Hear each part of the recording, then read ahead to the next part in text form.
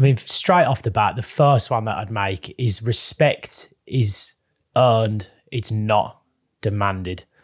So what I mean by that is just because you're asking for respect doesn't mean that you immediately get it. Your respect is earned through the actions that you take on a daily basis.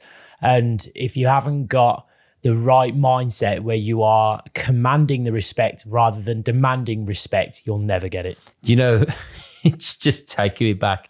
You know, Game of Thrones, and we always say this, you get Joffrey and he goes, you will respect me, I am the king. And obviously that's not the way of going about it. You might have a title of being a king. Well, he shuts him down straight away. He says no true king needs to call themselves the king. People just know through the respect of them being the king. Yeah, and if he's the one giving out the orders and he's the one that's people are listening to and going to for the advice, I think it's, you know, to have the respect of someone, you got to come across as being competent. You got to understand. You got to be that sort of person that can articulate points and convince someone that you're correct as well, really. We'll take the points one by one then, because there's so many things that lead to, you know, you as an individual earning someone's respect. But the first one you've touched on is like being competent.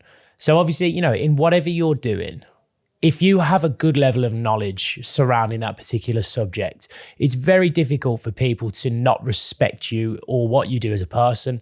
A great example of this is in our business. You know, we deal a lot with automotive manufacturers.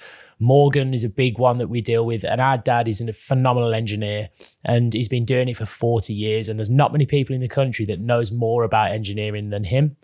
And he walked around the factory, and bear in mind, this company's over 100 years old and they know a thing or two about building cars, or apparently not, because Carl, our dad, sort of was going around and I was watching this firsthand and he was pointing out all the mistakes that they were making. And they were really founded. You know, he wasn't criticizing for the sake of it. He was criticizing and pointing the problems out to help, to make them improve. And they took it on the chin and they were really happy with the things that he was saying. And immediately you could see the respect was just earned then and there through his knowledge on that particular subject, where he was walking around and, you know, he was brave enough and bold enough to point out a mistake that they were making and tell them how to improve, tell them how they should do it better through his own knowledge. And their jaws were on the floor and their faces were stunned, but they were so grateful. And they looked at him almost like, you know, the new Messiah, because he was just coming along, giving them sort of dropping just truth bombs and knowledge on them. And they were hooked. And that was really good customer for us. And, you know, they give us £500,000 a year in business now to work alongside them to help them improve and utilize our knowledge.